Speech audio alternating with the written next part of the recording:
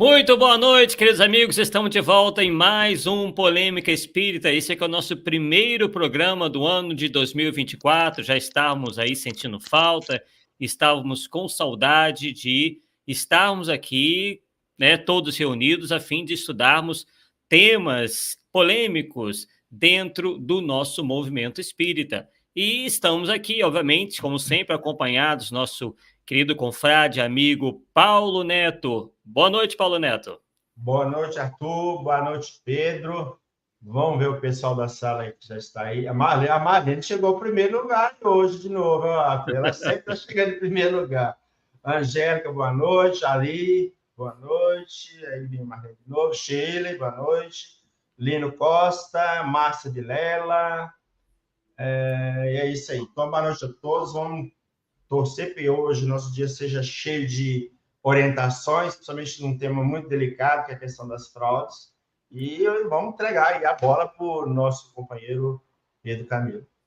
Exatamente. Então temos hoje como convidado, e estamos começando com chave de ouro, nosso Polêmica Espírita de 2024, o nosso querido Pedro Camilo, que escreveu a obra A Fraude. E na sinopse do livro, antes de passar a palavra para ele, nos diz o seguinte, que esse livro, A Fraude, que é o primeiro romance espírita do escritor Pedro Camilo de Figueiredo, conta a história de Glauber, expositor espírita e delegado da Polícia Federal, cujos caminhos se cruzam com os de Genésio, médium de psicografia que se dedica à obra a obter cartas consoladoras. Nesse encontro de caminhos entre o dever profissional e o compromisso doutrinário, Glauber será surpreendido por uma descoberta que impactará significativamente sua vida e o movimento espírita brasileiro. Vazado numa linguagem simples e direta, em que mescla o suspense policial, a ficção e a fundamentação doutrinária espírita, A Fraude nos conduz a pensar criticamente, de forma leve, mas ao mesmo tempo profunda, sobre nossa relação com a mediunidade, o espiritismo e os espíritos, convidando o leitor ou a leitora a refletir sobre o que há de verdade na prática mediúnica da atualidade. Então vemos aí o quão interessante já de cara é o livro do nosso Pedro Camilo, que falará sobre ele na noite de hoje. Boa noite, Pedro. Boa noite, Arthur Azevedo. Boa noite, Paulo. Boa noite às pessoas que nos assistem e que nos assistirão, né? Então, que pode ser também um bom dia, uma boa tarde, a depender da hora. É uma satisfação estar aqui com vocês. Eu estou devendo essa visita desde o ano passado, né? Diga-se a verdade. O convite foi feito em julho do ano passado e eu estou com um delay aí de 6 meses, né? Mas é sempre tempo e agradeço bastante aí pelo convite, pela lembrança e pela oportunidade de falarmos aí sobre o tema do romance, que é as cartas consoladoras, né? Uhum. E a possibilidade de fraude aí nessa prática de cartas consoladoras, embora haja também outros temas transversais no livro, né? Então vamos bater um papo aí sobre essa temática. Tamo junto. Maravilha. Bem, então, vimos aí a sinopse do livro, né? E, inicialmente, Pedro, para que a gente possa, então, aquecer nossos motores, que o pessoal está chegando aí, o que te levou, né, até a ideia de escrever essa obra? Bom, Arthur, eu falo até um pouquinho disso no prefácio, na introdução do livro, que uma advertência, né, a título de prefácio. Na verdade, assim, a temática mediunidade é uma temática que já me mobiliza há muito tempo, né? Eu hoje estou com 42, caminhando para 43 anos, e sou espírita desde os 13 anos, né? Ia completar 14 quando me tornei espírita. E a mediunidade sempre foi um tema de interesse, né? Seja pela questão pessoal, pela vivência pessoal, né? Por ter lidado com fenômenos desde muito cedo, eu tive a felicidade, digo com toda tranquilidade, de transitar pela Umbanda, pelo Candomblé, ainda muito jovenzinho, levado por meu pai, e isso me despertou muito o interesse pelo fenômeno. Eu comecei no Espiritismo já com alguma vivência de mediunidade e um olhar diferenciado, né? Porque a prática mediúnica, né, no campo do Candomblé e da Umbanda são completamente diferentes e são trabalhadas com a maior naturalidade do que nós espíritas trabalhamos. Então eu acho que isso foi importante. E graças a essa vivência, eu desde muito cedo me interessei pela temática, e isso me levou a pesquisas, a buscas e, de um modo geral, a produção de livros, né? Esse romance é o 12º Espírita, e todos os outros anteriores têm algum ponto de contato com a mediunidade, né? Hoje gira em torno, por exemplo, da Ivone Pereira, da média Ivone Pereira, e, portanto, aí temos um contato, né? São 5 livros sobre ela, ou diretamente, né, como eu tenho alguns que ferem a temática, e também sobre obsessão. Então veja que está tudo interligado. E a existência, digamos assim, o boom de médiums ou de supostos médios, né, para cartas consoladoras, que de uns anos para cá vem acontecendo no movimento espírita, já me chamava a atenção de forma bastante singular. Quando eu estive em agosto de 2019, no Ceará, foi minha segunda ida ao Ceará, eu participei lá do encontro de pesquisadores espíritas da LIP, né, o encontro da LIP, que aconteceu na Federação Espírita do Ceará, e também de um evento que aconteceu lá com o grupo do Newton Souza, que é um médium de psicografia. Eu tive a possibilidade de vê-lo atuar, né, junto a Orlando Noronha, que também estava no evento, foi bastante interessante, e eu fui convidado por Guilherme Velho, né, que todos conhecemos aí, que é uma pessoa, é gente boa, se ele não estiver ouvindo aí, um abraço para ele, e eu tive a possibilidade não apenas de estreitar um pouco mais laços com a prática, mas também de ouvir alguns relatos, né, de ouvir alguns relatos, principalmente um relato que a mim incomodou, de uma confreira do Recife, que havia sido vítima de uma carta fraudada.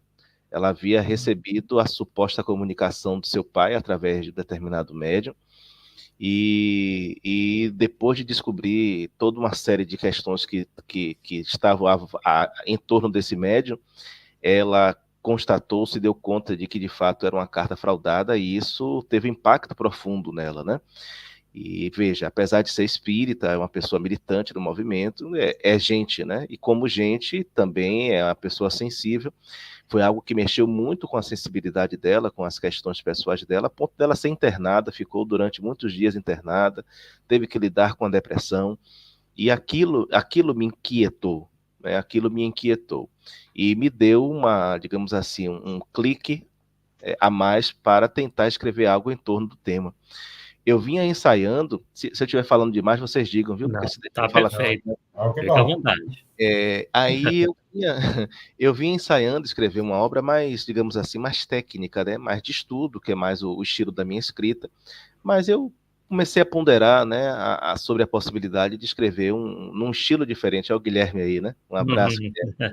Num estilo diferente, que pudesse ser, ao mesmo tempo, lúdico, né? Que é uma das funções do romance, né, de entreter, que chegasse também de forma mais simples e mais direta a pessoas que não têm familiaridade com debates doutrinários, e que é a grande parte das pessoas que tem contato com esses fenômenos. Nós identificamos muita gente que não é nem espírita, muita gente leiga que vai em busca desses fenômenos, desses médios, para terem notícias de seus entes queridos, e que ao mesmo tempo também trouxesse o conteúdo doutrinário, né? E assim, lembrando do meu conterrâneo Carlos Bernardo Loureiro, de quem eu gosto muito, já desencarnado, ele dizia assim, ao invés de ele dizer modéstia à parte, ele dizia assim, modéstia inclusa, né?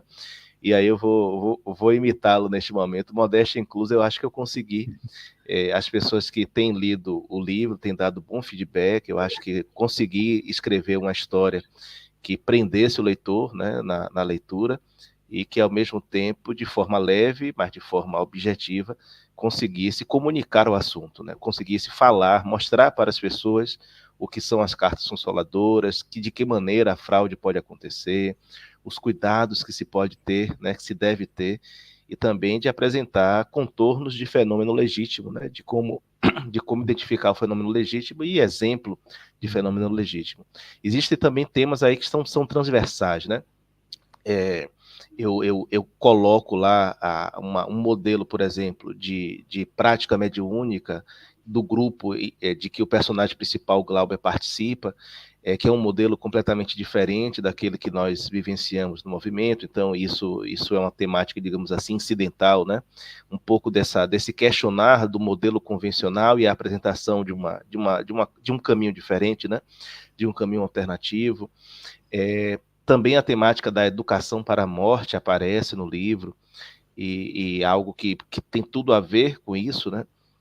Com a questão da busca, né, da busca muitas vezes cega que as pessoas fazem desses fenômenos, né, das cartas consoladoras. A questão de ética e na mediunidade também surge, e aí vão surgindo outros aspectos interessantes.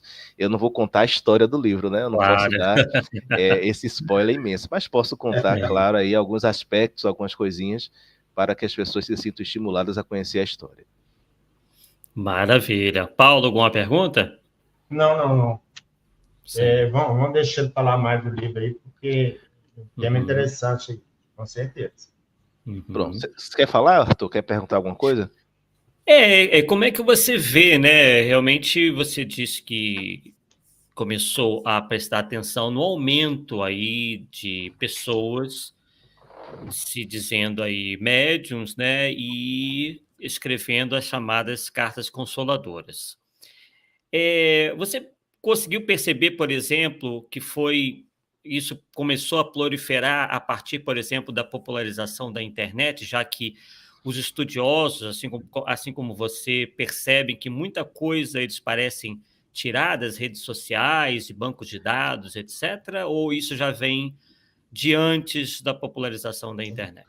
Boa pergunta. Antes eu vou deixar aqui um abraço para a turma que nos assiste, né? Tem muita gente conhecida aqui, a Marlene Oliveira, lá de Novo Hamburgo, a Angélica, lá de Salvador, a querida amiga. De lá também tem o Lino Costa, tem a Márcia, que é minha mãe, Márcia Vieira.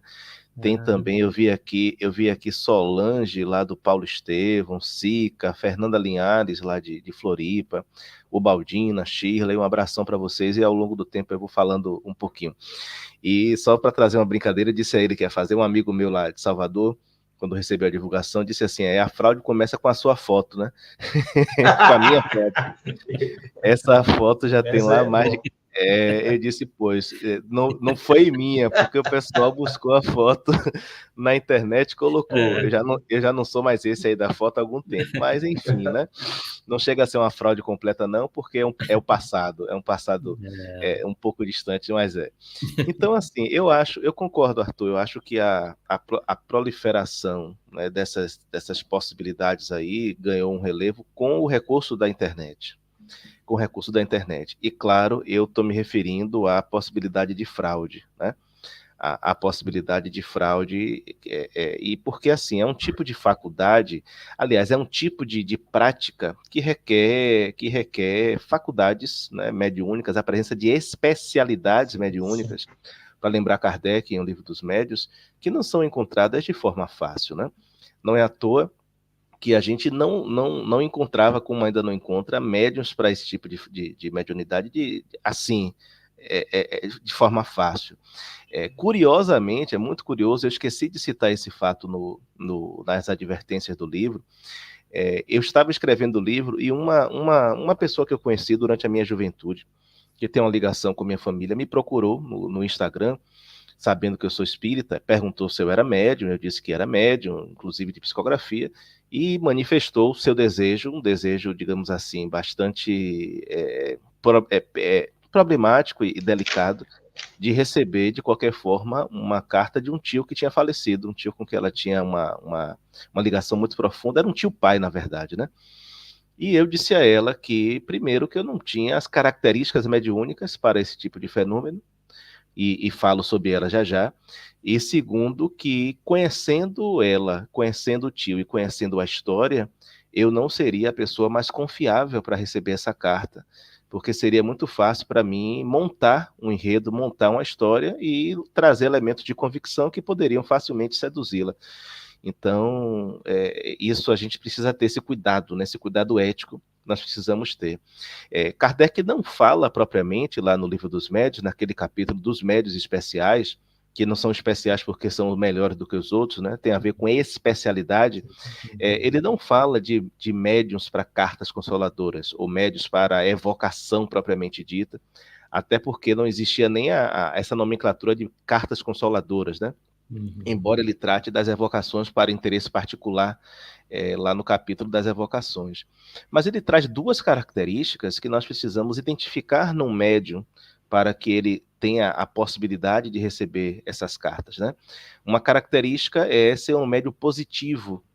O médio positivo, lá na classificação de Kardec, é aquele cuja faculdade permite a captação de detalhes, de minúcias, né? De filigranas. Por exemplo, um médio positivo na psicofonia é aquele médio que, se o espírito se jogou de uma altura e se esborrachou no chão, vai sentir as dores do espírito, né? Tudo que o espírito sente. Ou se é um espírito que vem alcoolizado, vai sentir o gosto do álcool na boca. Eu já lidei com médios, inclusive, que saíram do transe, em casos como esse, não só com gosto, mas também com um pouco de entorpecimento pelo efeito do álcool, né? Isso é um médio positivo, né? Um médio que, se o espírito morreu queimado, ele vai sentir a crepitação, né, do próprio corpo, coisas do tipo, né? Isso é um médium positivo. Na psicografia, é um médium que vai ser capaz de captar detalhes, né? Nomes, apelidos, endereços, lembrando Roberto Carlos, né? Detalhes tão pequenos, né? O detalhe já é pequeno, o tão pequeno são microdetalhes, né? Então, são médiuns capazes de filtrar na comunicação esses detalhes, né? E também o médium flexível ou médium maleável, conforme seja a tradução, que é aquele, Kardec diz, que se pode ligar a todos ou quase todo tipo de espírito, né? Todo ou quase todo, Kardec vai dizer mais ou menos isso lá. Então, que tenha essa flexibilidade para se ligar a esses espíritos. E nós sabemos que não são características de que se encontra facilmente por aí, né? Tanto sim que a gente não tinha, inclusive, um holofote voltado para isso até o Chico, né?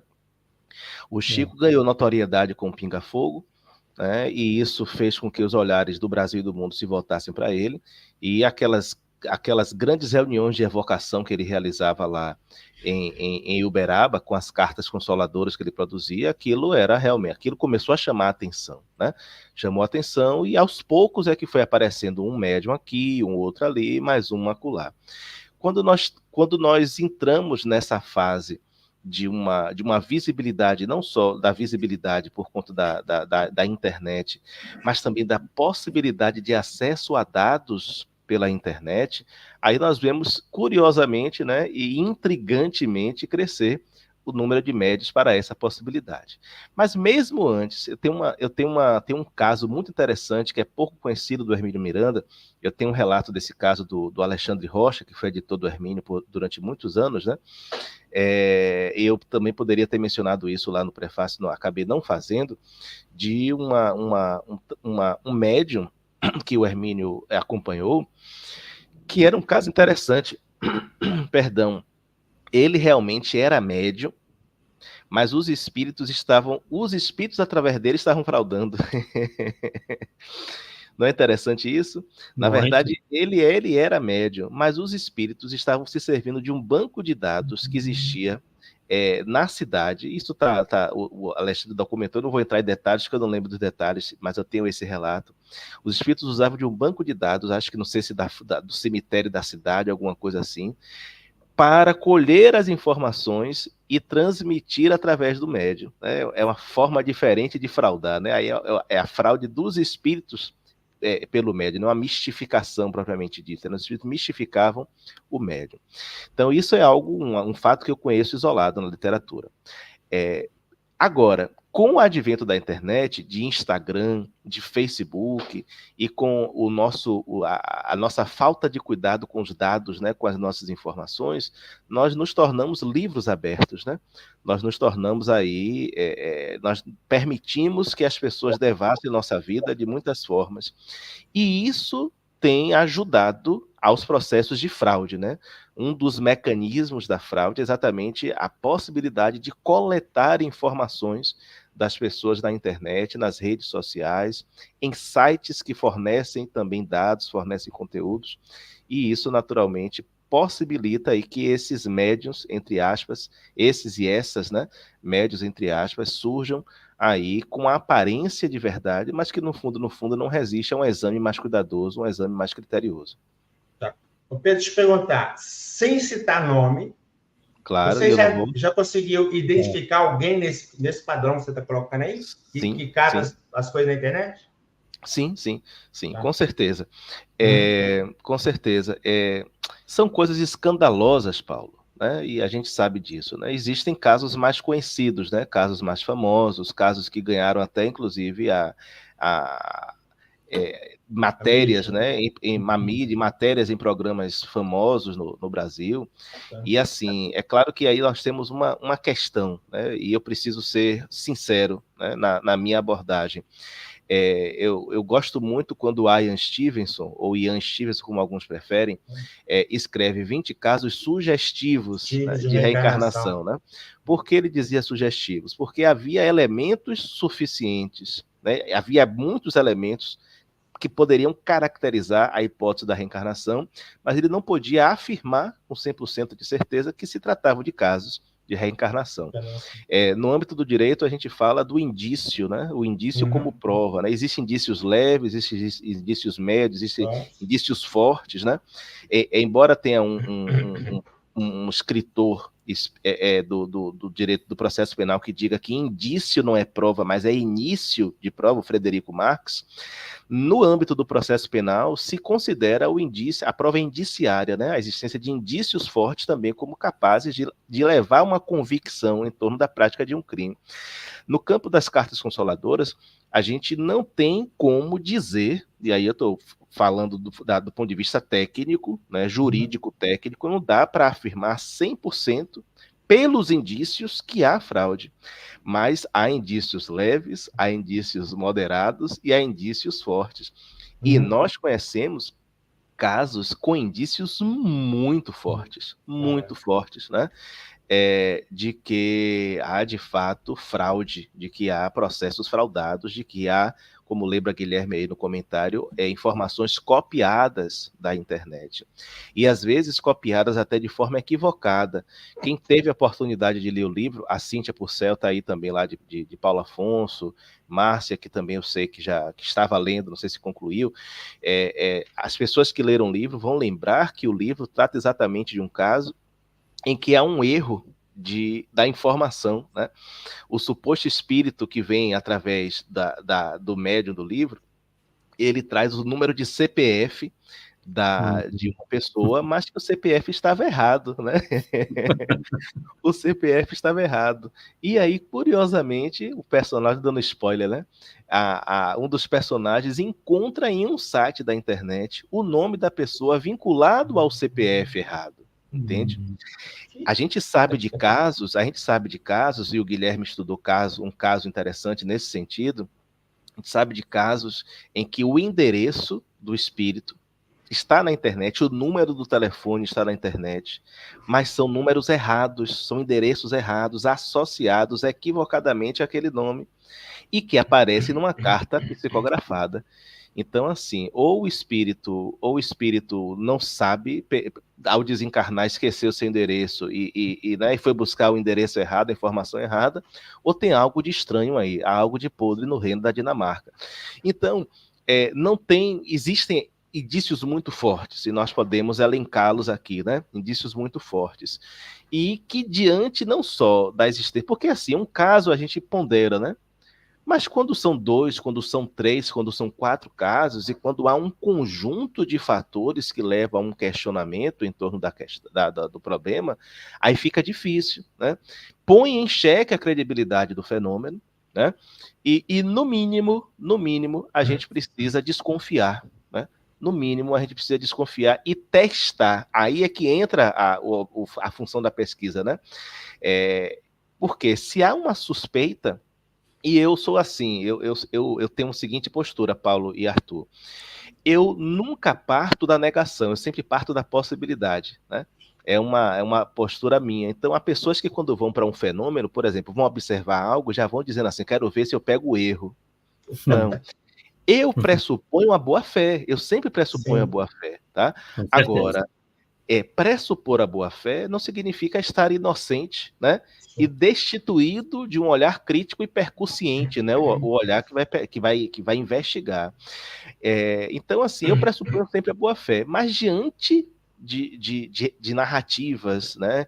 De elementos, de indícios tão fortes, olha, é muito difícil que não sejam fraudes, alguns casos que vêm saindo, né, que vêm sendo publicados, vêm sendo divulgados aí, e que nós conhecemos no movimento espírita.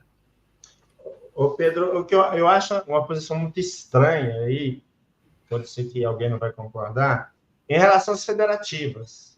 Elas agem como se não estivesse acontecendo nada, entende? Poxa, mas o Kardec falou que tem que combater as fraudes, que fique cai o homem, que todo... Quer dizer, tudo que faz de errado compromete a doutrina, e nós vamos ficar parados o resto da vida. É um problema. Não é? Assim, eu tenho muito respeito pelo trabalho das federativas, né? Eu não concordo com muitas ideias, com muitos posicionamentos, né? Não me alinho ao trabalho que é feito hoje nas federativas, é uma escolha pessoal, mas eu respeito muitas pessoas que lá estão e reconheço a importância do trabalho que eles fazem, né? Para muita gente, né? Então, há muitos grupos que de fato colhem, né, coisas positivas, se mantêm e têm referências importantes. Mas eu entendo que era preciso que se desenvolvesse um pensamento crítico e uma linha, digamos assim, de conduta também nesse sentido. Porque, veja, olha, a gente não pode ser crítico de aspectos selecionados e convenientes da realidade. E vou dizer um deles, por exemplo. É muito fácil a gente ver, por exemplo, a federativa se levantar em campanhas pró-vida contra o aborto. Eu também sou contrário ao aborto. Eu acho que é uma discussão complexa, mas, embora seja do campo do direito e do direito penal, eu entendo que eu não tenho como ser duas pessoas em uma só, né? Eu não posso, na perspectiva espírita, ser contra e na perspectiva jurídica ser a favor, né?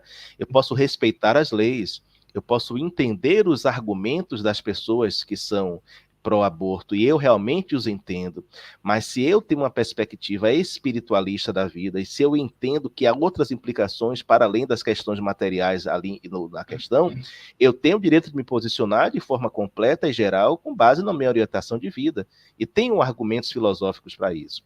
As federativas se levantam, a federação, né, volta e meia, faz as notas, faz as campanhas, e dentre outras questões.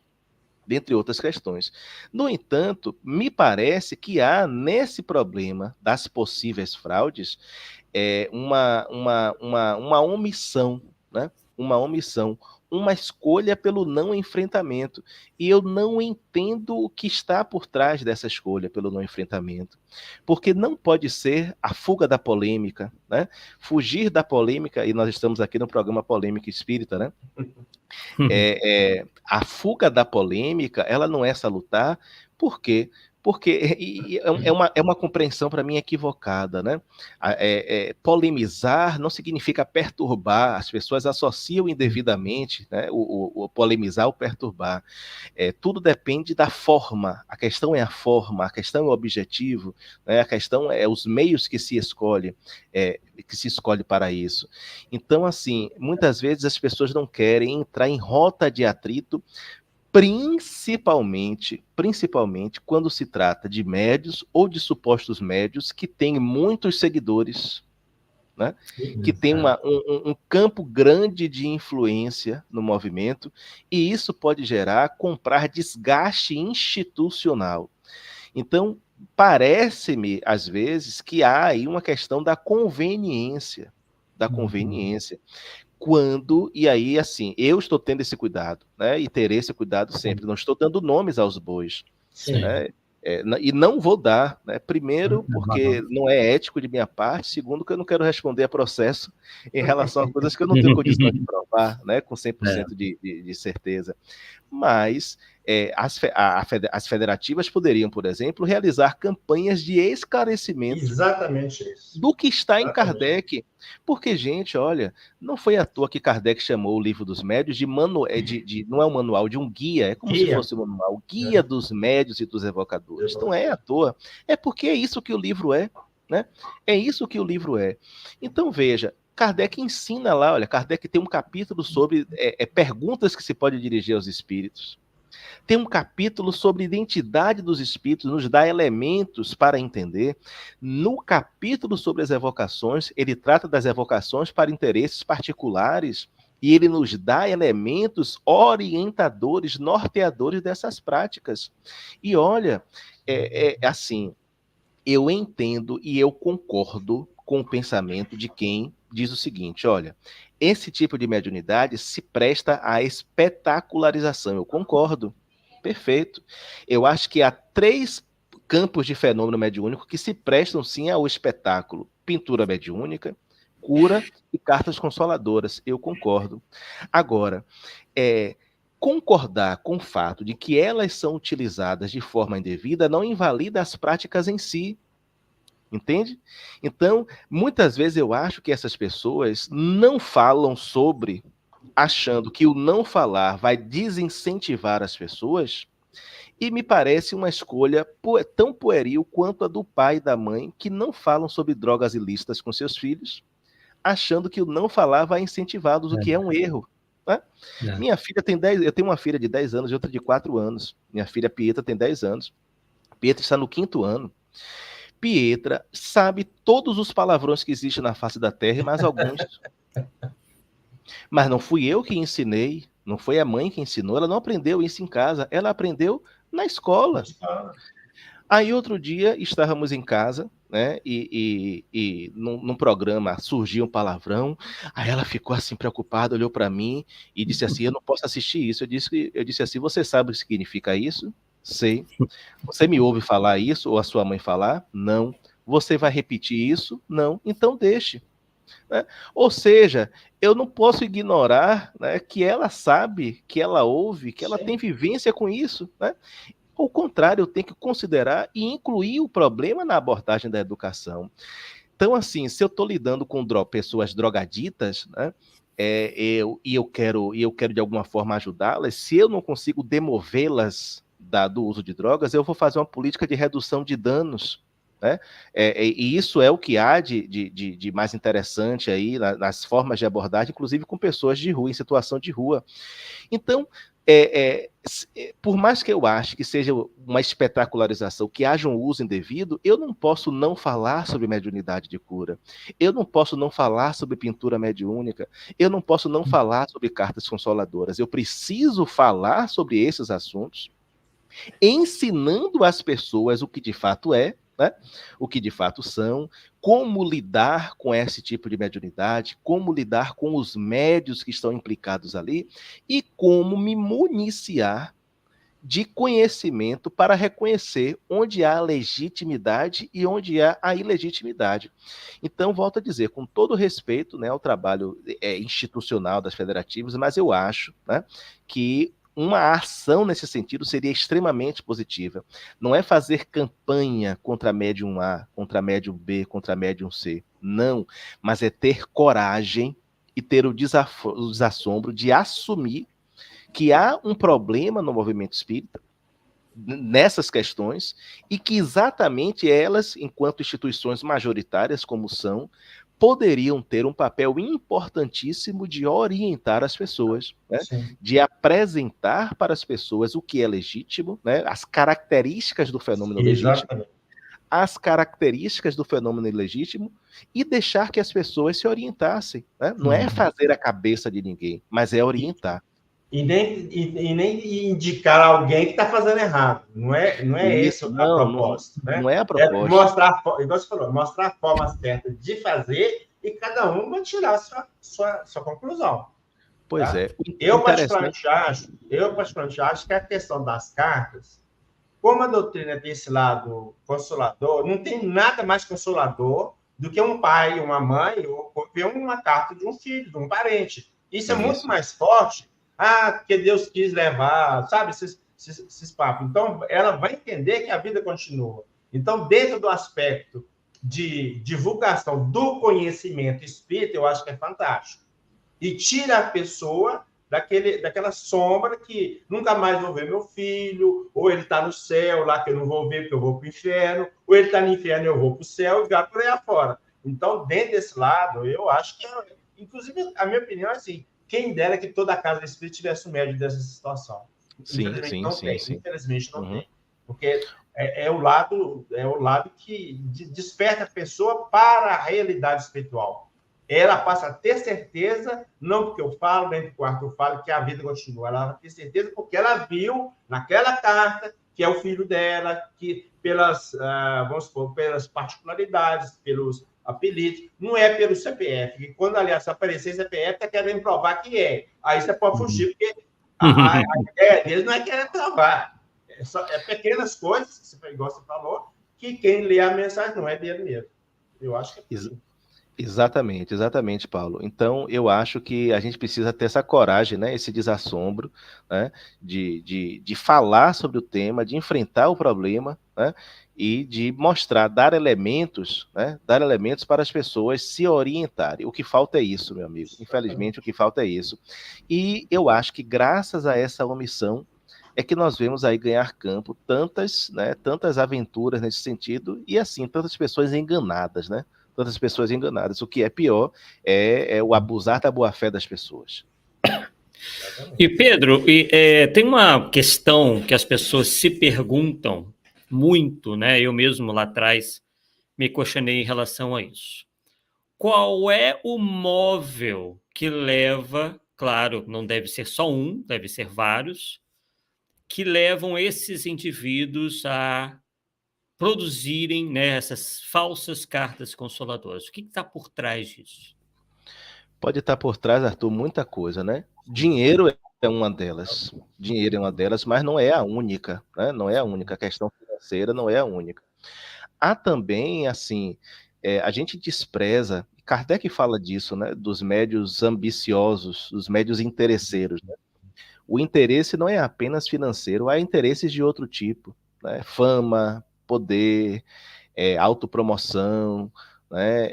A gente acha que não, mas isso é importantíssimo.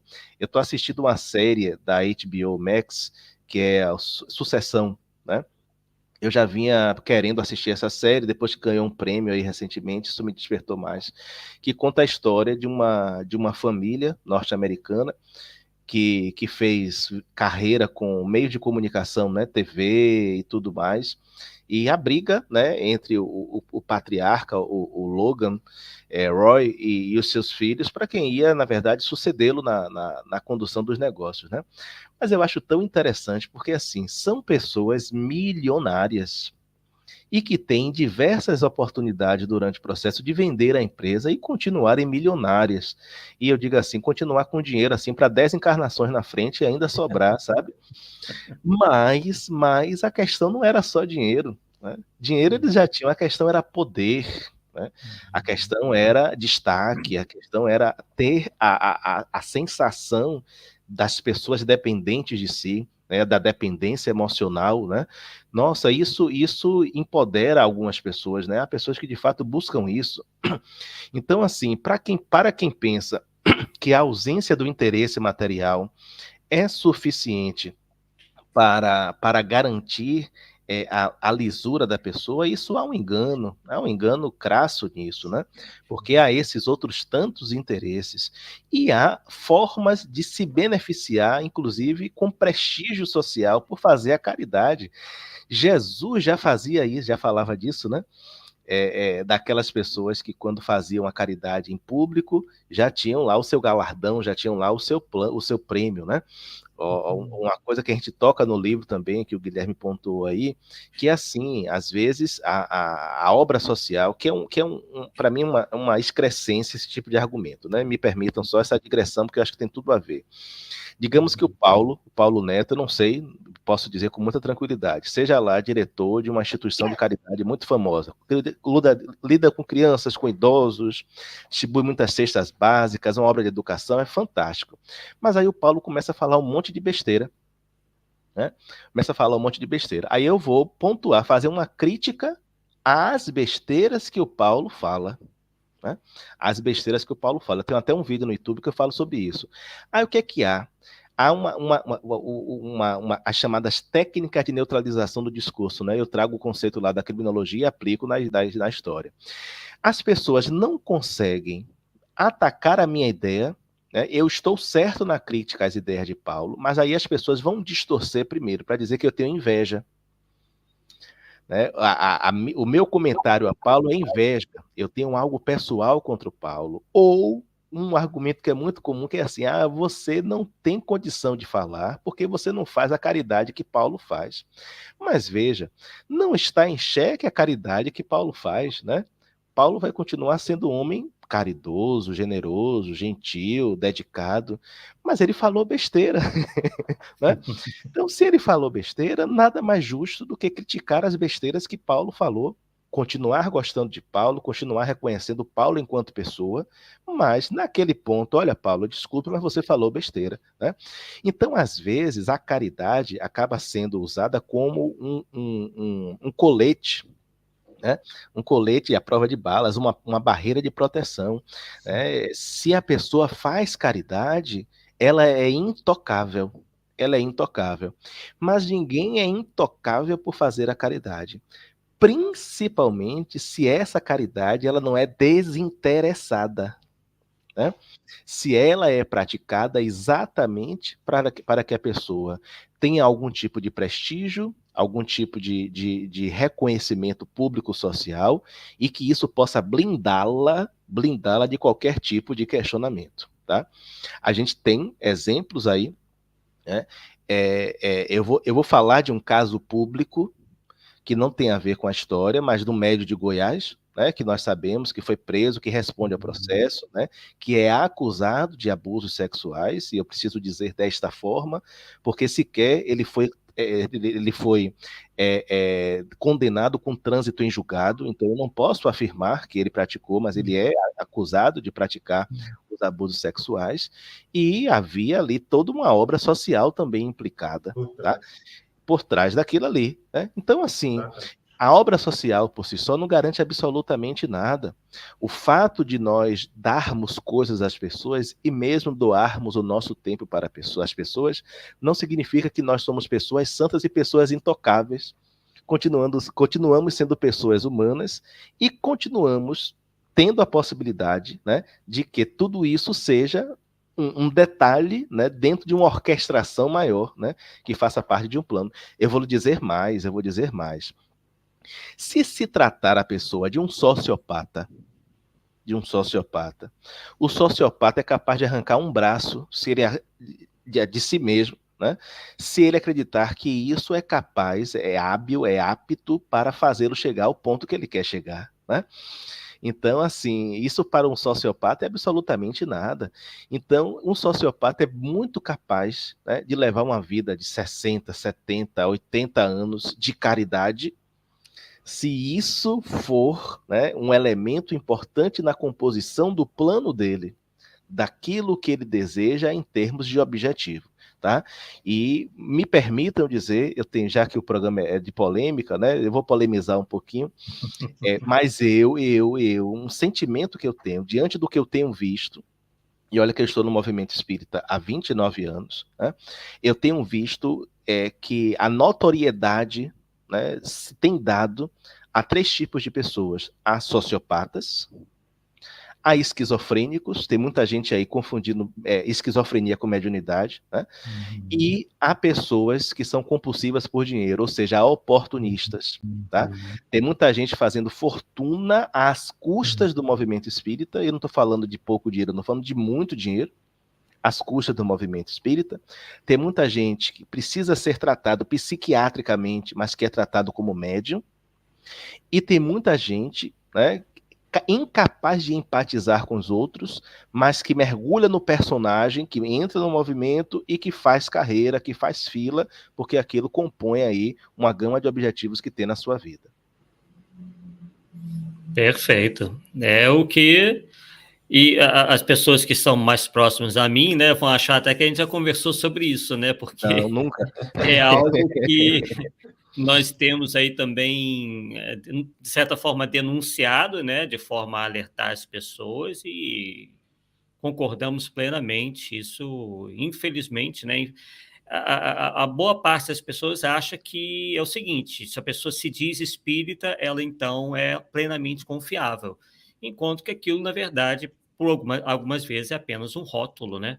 Apenas para a pessoa se utiliza da boa fama que o espiritismo possui para então dar vazão a todos esses desvios, inclusive, de comportamento e de caráter, né? Isso é Sim, muito, sim, sim. muito sério.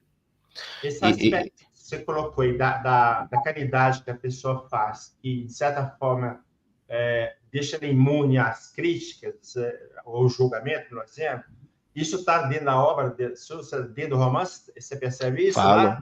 Falo sim, falo também. Isso é bom. Tá tudo lá. Eu falo de todos esses Não, elementos. eu estou falando assim, porque, na verdade, eu não conheço o livro, eu não li o livro, Sim, né? sim. Mas, pelo que você está falando, eu já estou vendo que é um livro necessário, porque, embora romance, vai passar ensinamentos ou conhecimentos, vai ser útil para as pessoas. Então, você é obrigado a comprar, né? Certo? Comprar e depois ler para poder divulgar também. Já coloquei até o link do pessoal aqui. Aproveitando fazer o merchan, o site da La Chatra, aí você pode encontrar o livro. E eu tive cuidado, Paulo. Eu tive cuidado de fazer uma escrita que não fosse uma escrita rebuscada, né?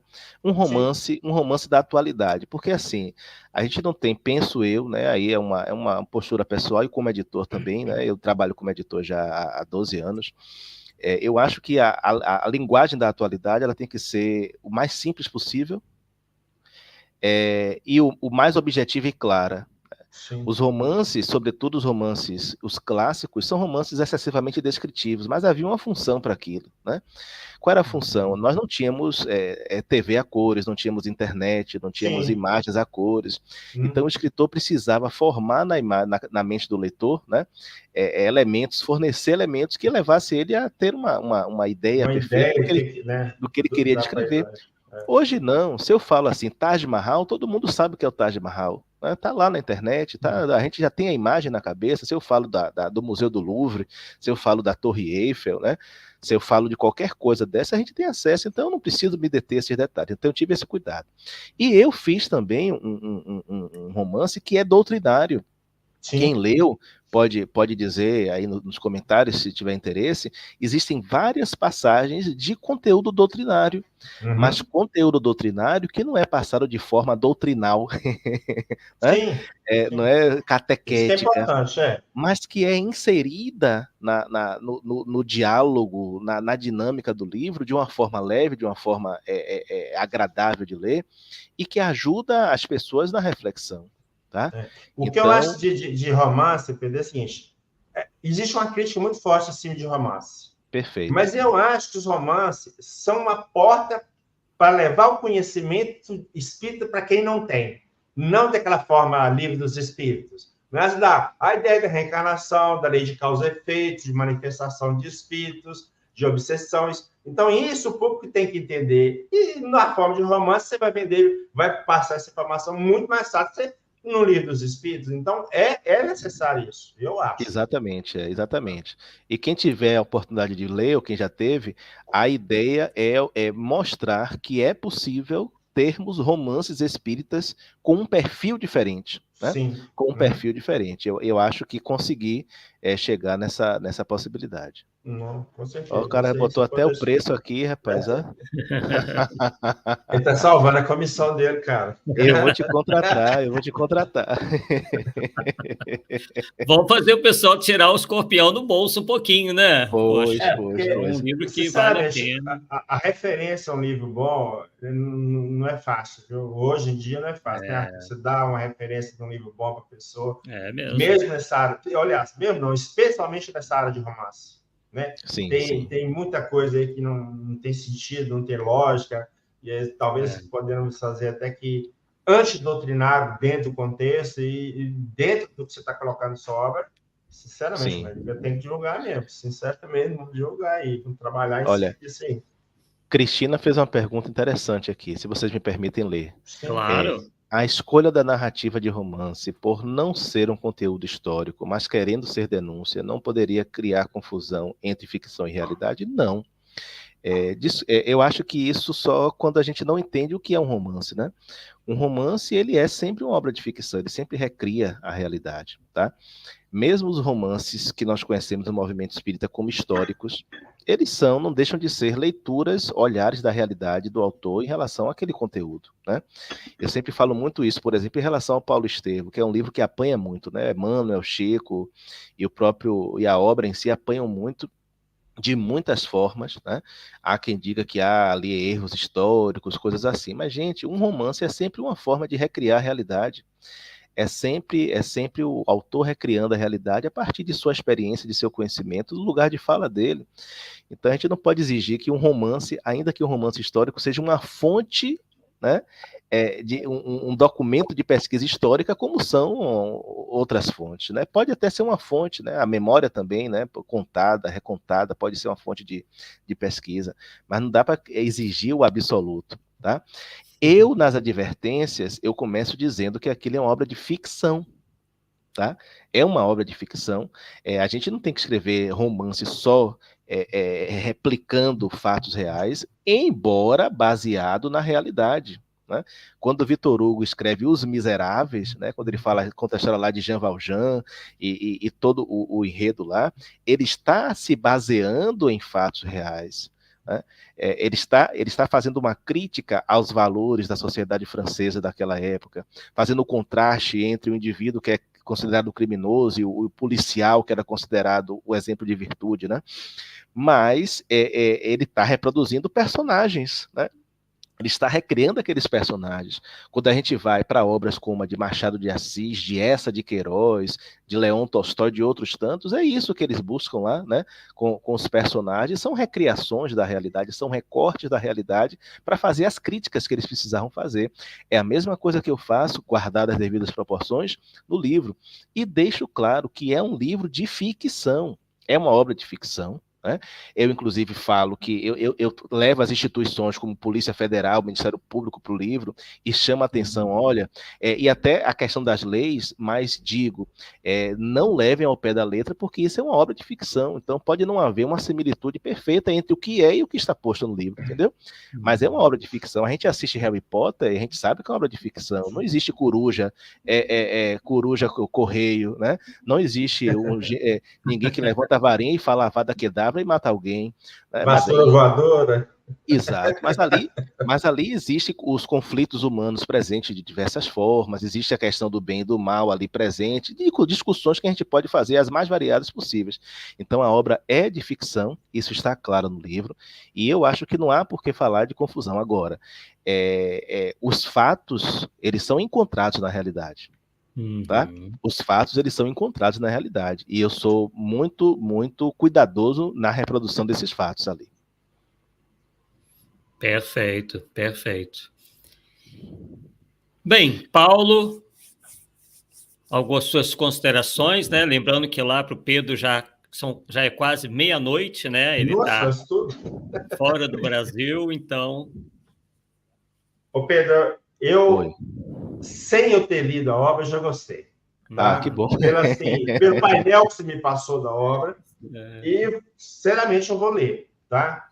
Eu acho que, igual eu falei, o que a gente precisa muitas vezes no movimento são obras, vamos dizer assim, usar a expressão talvez nem se aplicaria, mas obras mais técnicas, entende? Você passar a informação mais técnica, para que aquilo não fira nenhum princípio que está lá na codificação e as pessoas não fiquem enchendo a paciência. Isso é antidoutrinário, não sei o quê. E nós precisamos passar por o que é isso?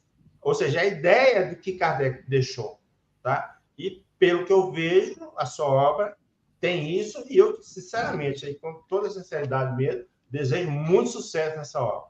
Querido, obrigado, né? Eu não sei se o Arthur quer pontuar alguma coisa, eu acho que a gente pode até discutir aqui rapidamente alguns elementos que podem ser indicadores de fraude, né? Opa, ótimo, vamos lá.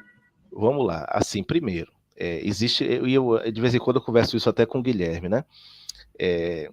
Primeiro, não é um critério absoluto, mas é um critério, é um filtro importante, tá? E eu vou dizer porque não acho que é um critério absoluto, é verificar se o médium em questão já foi investigado, já foi pesquisado. Por que eu digo que não é um critério absoluto? Porque é possível que haja médiuns que ainda não foram investigados e pesquisados, mas que sejam médiuns legítimos, tá? E eu vou dizer uma coisa para vocês, eu não vou usar a palavra confiável, tá? A palavra confiável ela é problemática, eu falo de médium legítimo. Por que eu não digo confiável? Porque se eu coloco a tarja de médium confiável numa pessoa, eu estou pressupondo, e esse é um perigo da avaliação, que tudo que aquele médium produzir será verdadeiro, e pode não ser, tá? Uma coisa que eu aprendi com um senhor chamado Elzio Ferreira de Souza, desencarnado há 18 anos, né, baiano, eu aprendi muito com Elzio. Quando eu disse assim, fulano é um médium confiável, Elzio me chamou a atenção para isso. Porque, veja, eu hoje, neste momento, posso estar no meu perfeito juízo, mas amanhã eu posso não estar. Entende? Então eu não posso pressupor, ninguém pode pressupor que aquilo que Pedro Camilo produzir é confiável. Né? Pode-se partir do pressuposto que vem de uma fonte aparentemente boa, mas eu tenho que analisar produção a produção, caso a caso, né? Livro a livro, palestra a palestra, porque eu posso não estar bem no dia, eu posso estar com a bala emocional no dia, eu posso ter mergulhado num processo fascinatório, entendeu? Uhum. Então, assim, a gente pode falar de médium seguro, como diz Kardec lá, né, quando classifica os bons médiuns, mas não médium confiável, porque eu coloco uma tarja, né, absoluta e posso ser levado a erro. Então, é possível que haja médiuns seguros e médiuns legítimos que ainda não tenham sido investigados, tá? Que não tenham tido a possibilidade de ser pesquisado e tal. Agora,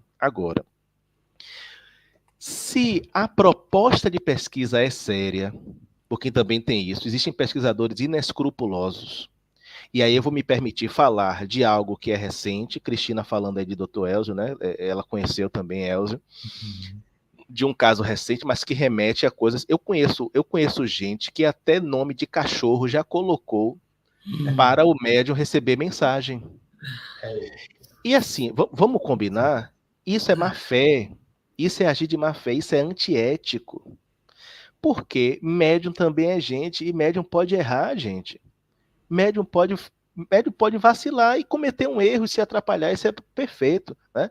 E eu sei de pessoas, né? Eu ouvi um vídeo de um confrade espírita, volto a dizer, nem sabia que essa pessoa existia, não tenho nada pessoalmente contra, mas eu achei lamentável a sugestão, né? De sugerir às pessoas que mentissem para os médiuns, né? Isso é de um comprometimento ético profundo. Né? Isso do ponto de vista da ética, isso é delicadíssimo, tá? É induzir as pessoas a erro, é agir de má fé, e nós não podemos agir de má fé. Eu não reconheço, por exemplo, em Kardec, né, em Hermínio Miranda, em Lamartine Palhano Júnior, em nenhum outro pesquisador, né, que nós conhecemos, esse tipo de postura, né, esse tipo de comportamento. Então, assim, isso para mim é delicado. Então, não recomendo que faça isso. Então, existem pessoas inescrupulosas. Tá? Então, se o pesquisador é sério e se a proposta é séria, um médium legítimo, ele jamais foge da proposta. Né? Aquele que não é legítimo, ele vai criar dificuldades, vai criar motivos, porque o guia não permite, porque isso por aquilo, ele vai escorregar e vai fugir. Né? Sabe uma forma boa de fazer um teste é levar este médium a pessoas que ele não conheça, que ele nunca tenha visto, que ele não saiba que vão estar para aquele processo, né? E colocá-los em contato com essas pessoas para ver se ele recebe as cartas consoladoras, tá? Porque é um outro detalhe. Se você tem a possibilidade de saber previamente quem vai estar presente, você tem a possibilidade de fraudar. Tá? Se você sabe com antecedência de 10, de 15, de 20 dias as pessoas que vão estar presentes, Pedro, eu sei que Arthur vai estar presente, mas eu não sei se ele perdeu o ente querido. Opa, mas vamos lá. Quem nunca perdeu o ente querido? Quem é que não tem um tio, um avô, uma avó que já desencarnou, ou o pai ou a mãe, percebe? E hoje é tão fácil, eu vou lá nas redes sociais de Arthur e vou vasculhar, vou pesquisar. Ah, mas Arthur não tem rede social. Mas existem sites hoje que nos permitem ter acesso a informações.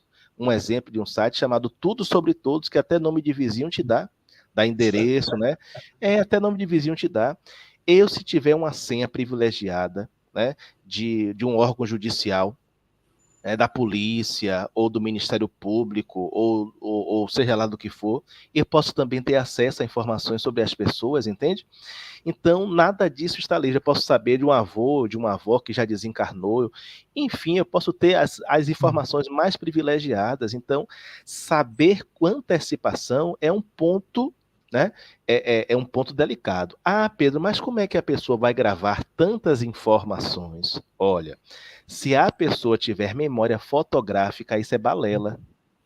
A memória fotográfica permite a você gravar uma infinidade de informações, sem confundi-las. Então, se é um indivíduo com memória fotográfica, é tranquilo.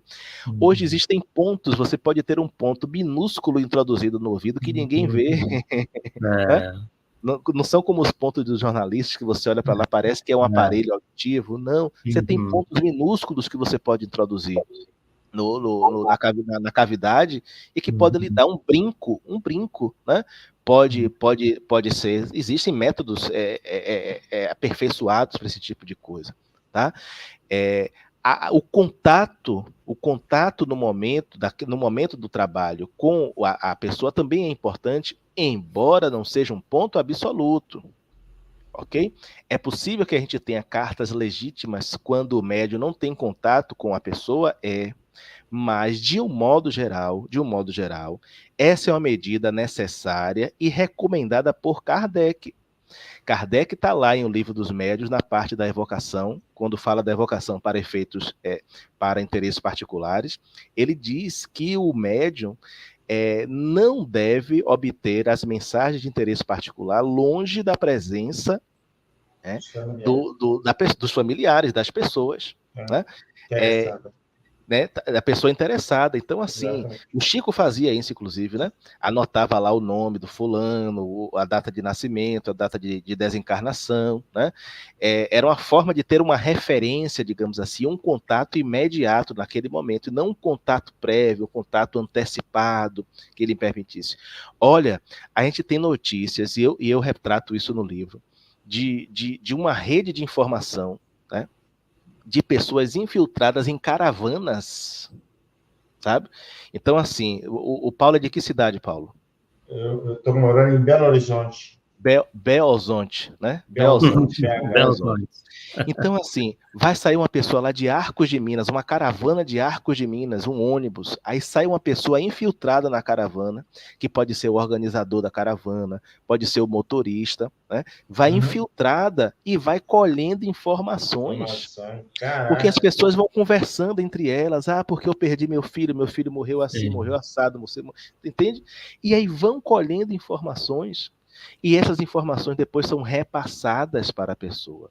Tem uma série da Netflix que eu ainda não assisti, mas que já me falaram, 2 ou 3 pessoas já me falaram, que retrata um caso, inclusive, acontecido na Holanda, de uma pessoa que você chegava no local do suposto médium, deixava seu nome, aí a equipe do médium pegava seu nome, fazia a varredura na rede social, buscava todos os elementos, né, enquanto as reuniões estavam acontecendo, e forneciam para o médium aquela informação. E o médium reproduzia na carta, né? Reproduzia na carta. Quando você ia verificar, todas as informações presentes na carta eram encontradiças nas redes sociais.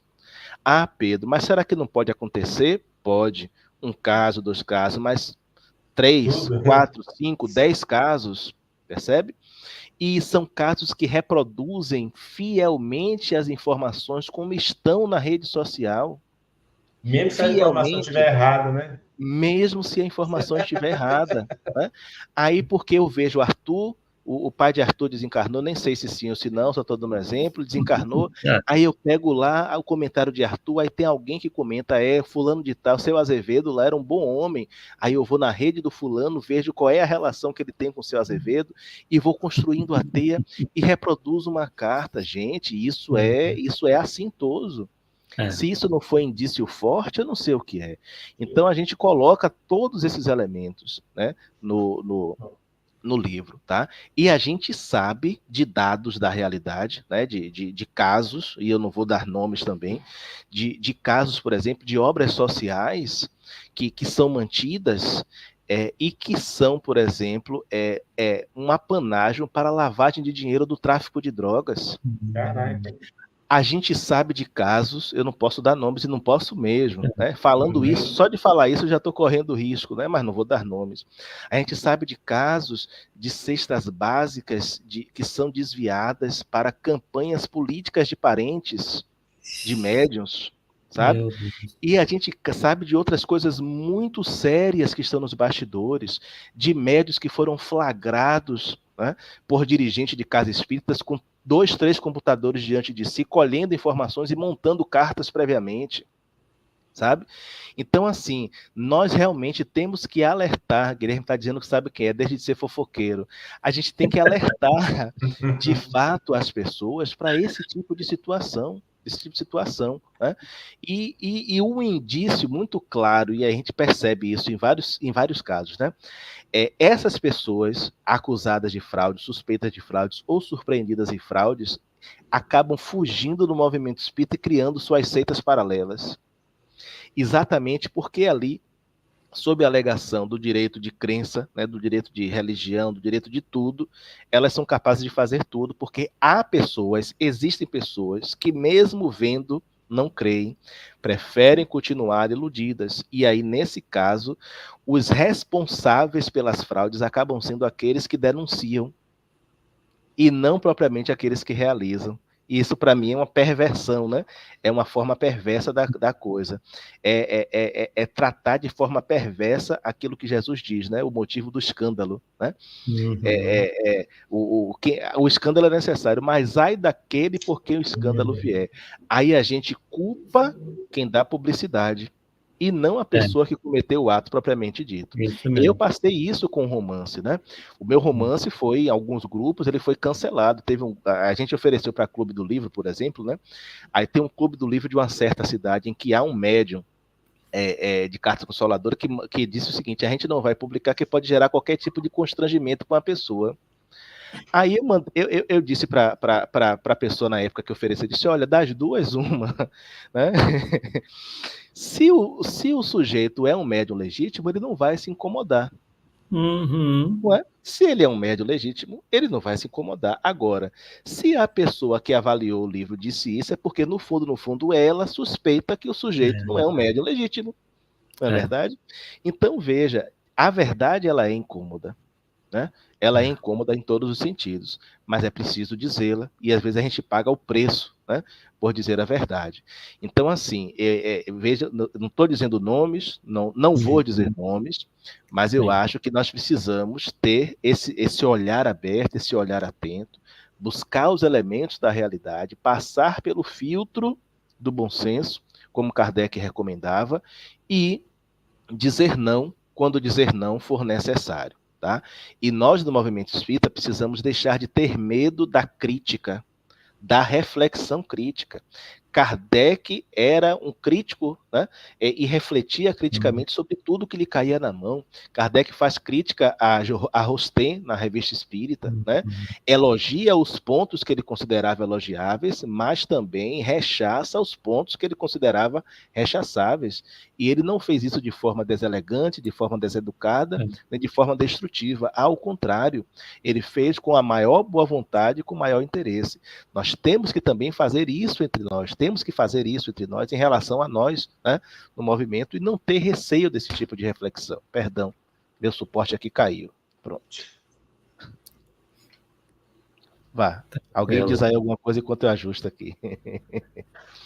Realmente, né, Paulo e amigos, é algo realmente, como o pessoal está dizendo aí no chat, né, muitas manifestações, uns dizendo que é muito triste, outros que é realmente imoral, e realmente é algo que depõe injustamente, né, contra o espiritismo, que não tem nada a ver com isso, muito pelo contrário, né, e também em relação à mediunidade sadia, né? A mediunidade verdadeira. Então, a gente tem que se preocupar com isso, né? Não é porque algo não vai me alcançar que eu não deva combatê-la, né? Quer dizer, porque outras pessoas vão estar sendo prejudicadas e a própria imagem, boa imagem do espiritismo e da mediunidade também. Então, é um alerta muito pertinente, muito justo a ser feito aí por todos nós, né? A partir de trabalhos como o do Pedro. Com certeza. O pessoal tá aí Mais no chat. mais O pessoal pessoas tá... estivessem no movimento, né, mais ficava evidente para o gado de coco esse pessoal que tem que trabalhar dessa forma, porque é igual nós voltamos lá no início, né?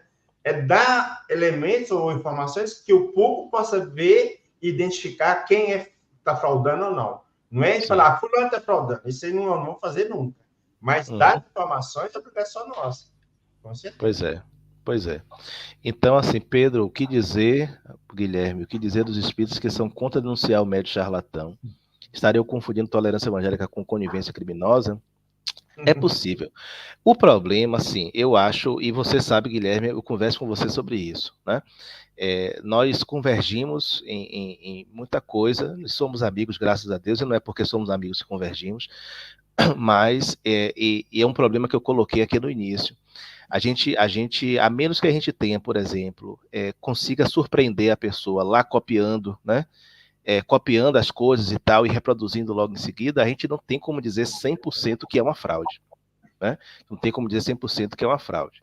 Então, eu acho que a gente tem que ter esse cuidado, mas a gente tem que expor os mecanismos, né? A gente tem que expor as formas. Recentemente, por exemplo, alguns canais, algumas pessoas fizeram isso com uma determinada pessoa, né? Mostrando, e eu achei interessante, né? Sem dizer que é fraude ou que não é fraude, mas mostrando fatos. Olha, foi obtido isso aqui, né?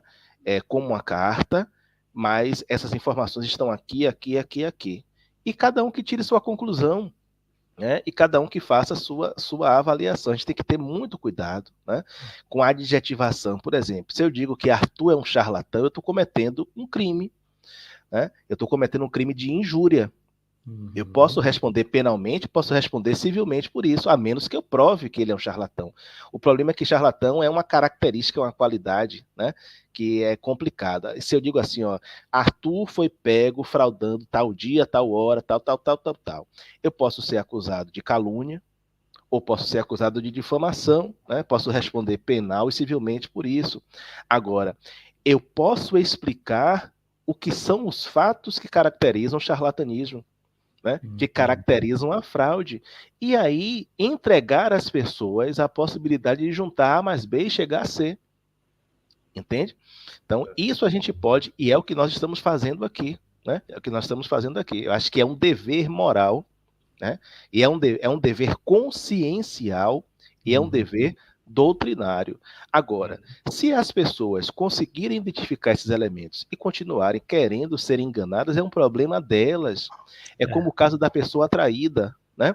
A pessoa atraída, às vezes, sabe que o outro companheiro ou companheira está traindo, mas prefere não ver, né? Prefere enxergar naquilo ali qualquer outra coisa que não a traição. Então, quem quer ser enganado, infelizmente, vai ser enganado. E nada do que a gente faça, do que a gente diga, do que a gente queira, vai demover a pessoa que quer ser enganada. Quem procura, acha. Quem quer, de toda forma, obter uma carta consoladora, independente do critério, ela vai obter. A mentira que acalma, né? Vai receber a mentira que acalma, mas aquilo não vai passar de uma mentira. Então eu acho sim. Agora, qual é o cuidado que eu tenho? Né? É um cuidado pessoal, e aí é uma escolha pessoal. Eu não transformo isso, né, na minha bandeira da existência. Né? Não é uma bandeira existencial para mim. Eu não me investi desta missão de sair por aí desmascarando a quem quer que seja. Não. Se surgir a oportunidade de falar sobre o fato, eu falo. Né? Eu não tenho receio nenhum de falar. Né? Se for necessário, né, caracterizar, eu caracterizo. Agora, cada um vai responder por si, né? Porque também a gente tem que ter o cuidado de não entrar nessa seara e acabar transformando numa razão de existência, numa razão de viver e perdendo as outras oportunidades que a vida nos traz. Agora, não é fácil, veja, é um assunto difícil, não é um assunto que as pessoas queiram ouvir, e a gente é invariavelmente cancelado por tocar nesses assuntos. Agora, eu não estou preocupado, eu pessoalmente não estou preocupado com isso, né? Eu atingi intimamente um objetivo de vida que é não me guetificar, então eu não faço parte de gueto nenhum, eu não tenho que agradar ninguém para poder fazer política institucional, né? Eu não estou ligado a instituição nenhuma, fora a La Chatre, né, que eu sou responsável editorial pela La Chatre, mas que abrigamos na La Chatre, inclusive, obras que inclusive, que algumas vezes conflitam com o que eu penso, mas porque eu entendo o seguinte, eu não sou absoluto, eu não sou o rei, né? Existe coerência ainda que haja discordância, né, gente? Isso é interessante da gente perceber. Eu, como orientador acadêmico, eu sou professor de Direito Penal, eu já orientei alunos que escreviam coisas com as quais eu não concordava, mas que eram coerentes, entende? Então, a gente tem que ter coerência, tem que reconhecer coerência, respeitar as pessoas em sua coerência e aprender a conviver com a diferença. Agora, conviver com a diferença é uma coisa, ser conivente com a mentira e com a má-fé é outra, percebe? A gente tem que conviver com a diferença, sim, mas não ser conivente com a mentira, com a fraude, com a má-fé. Isso jamais. Muito bom, mensagem dada, né, aos interessados aí. Vimos que o assunto é realmente interessantíssimo, atualíssimo, né? Então, que terão a oportunidade aí de adquirir a obra do Pedro, né, do Pedro Camilo, como vocês viram aí, certamente traz mais informações, que obviamente não vai, né, colocar tudo aqui, porque como spoiler, né? E todos aí estão convidados a adquirirem essa obra para a nossa informação, para o nosso engrandecimento em relação a esse assunto em termos de conhecimento e para quem, né, tem interesse na questão doutrinária também, que obviamente é desenvolvida no livro, e de uma maneira mais leve, né, até um pouco mais didática, que nós encontramos nas obras fundamentais da doutrina espírita. Então, Paulo, suas últimas considerações, e aí nós passaremos a palavra ao Pedro. Pronto, eu faço as últimas. A minha última consideração vai ser um anúncio, fazer um anúnciozinho aqui, tá certo? Hoje, né, foi publicado pela Evoque um e-book nosso. Ele tem um título: Reuniões de Desobsessão, Momento de Acolher Espíritos em Desarmonia. É um livro singelo, mas vai te dar muita posição interessante sobre reuniões mediúnicas, que a maioria das pessoas não conhece, é tudo dentro, tem base doutrinária, principalmente Kardec. Então, está disponível aí no meu site, está lá na Evoque também, para quem quiser se interessar pelo assunto, tá? Agradeço aí a participação de todos, do Pedro também, e aí até uma nova oportunidade, tá certo, Arthur? Sentiu, né? Com certeza. Pedro, suas considerações finais, fique à vontade em relação ao tempo. Pronto, o Agenor aqui estava me cobrando o nome da série, eu fui buscar aqui que foi meu amigo, foi Ivan César que falou sobre essa série para mim, lá da Bahia, é Sobreviver à Morte, o nome da série, tá?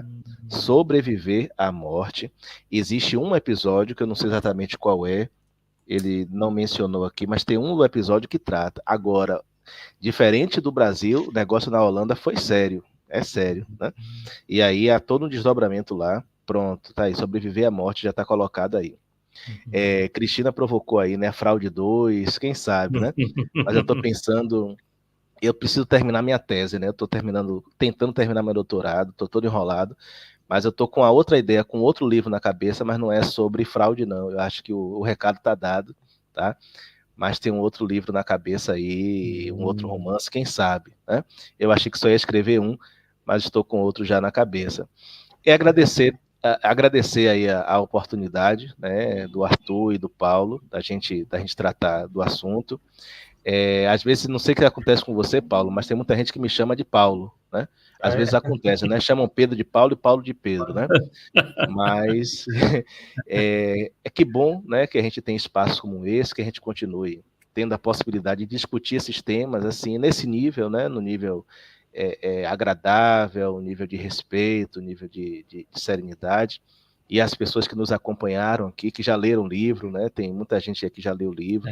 Agradecer também pela confiança, pelo carinho, e esperar que as que não leram possam ler, tá? Está lá disponível no site da La Chatre, lachatre.com.br, e assim, não é porque fui eu que escrevi não, mas não vai se arrepender, tá bom? Muito obrigado, gente, e vamos continuar aí em busca da verdade, né? Como diz Jesus, conhecereis a verdade e a verdade vos libertará. E é o que está lá como epígrafe do livro, a recomendação de Jesus, tá bem? Um grande abraço. Excelente, nós que agradecemos aí, né? Você se disponibilizou mesmo tendo aí tão pouco tempo, né? O tempo tão exíguo frente ao seu trabalho, enfim, essas outras todas as atividades que você desempenha.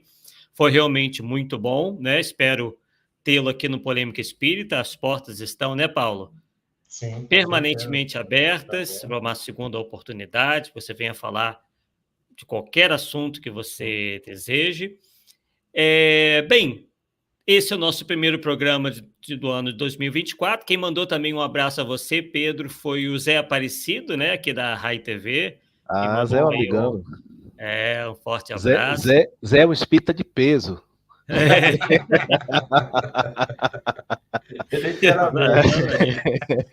Um abraço, Zé. Pediu para ele passar esse abraço. E o nosso próximo Polêmica Espírita, que será o 86º, vai ser apenas no dia 14 de fevereiro, tá?